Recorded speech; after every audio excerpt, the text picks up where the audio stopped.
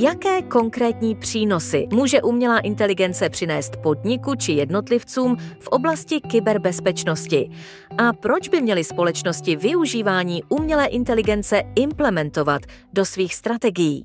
Podniky by mali implementovať umelú inteligenciu do svojich stratégií z jedného prostého dôvodu a tým je, že sa zvýši efektivita zamestnancov v práci. Umelá inteligencia nám pomôže optimalizovať procesy v nejakej repetitívnej činnosti. Podniky by mali implementovať AI do svojich procesov z toho dôvodu, aby pomohli zamestnancov zrýchliť alebo zoptimalizovať biznis procesy.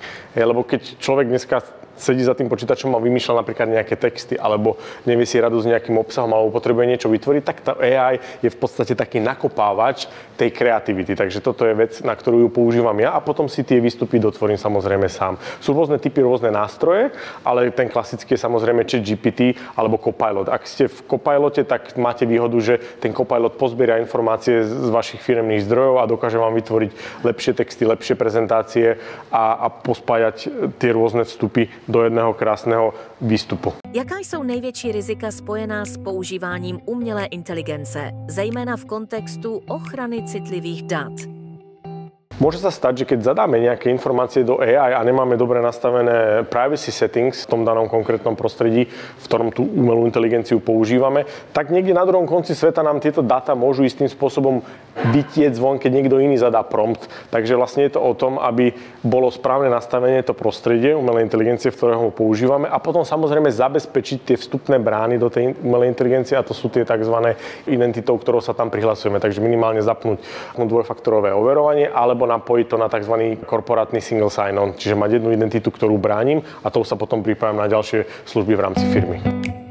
Proč by měli zaměstnanci energetické firmy uvažovat o využívání umělé inteligence a jaké výhody jim tato technologie může přinést? Ak je nejaká činnosť, ktorú títo zamestnanci robia a zoberie im nejaký čas, tak práve tá umelá inteligencia je to ten nakopávač tej kreativity, ako som spomenul predtým. Takže zase je to nakopávanie kreativity, skrátenie vytvárania nejakého obsahu alebo nejakej tej činnosti, ktorú tí zamestnanci robia. Je tam zároveň precvičenie si kreativity, získavanie nových nápadov alebo nájsť nové myšlienky na to, ako kreatívne vyriešiť niektoré problémy, ktorým tí zamestnanci čelia. Takže je to o tom vyskúšať si to, ošahať si to, kamarátiť sa a vyskúšať si tie možnosti a limity, ktoré má táto umelá inteligencia a ja osobne si neviem predstaviť dneska život bez toho, aby som ju nepoužíval každý deň.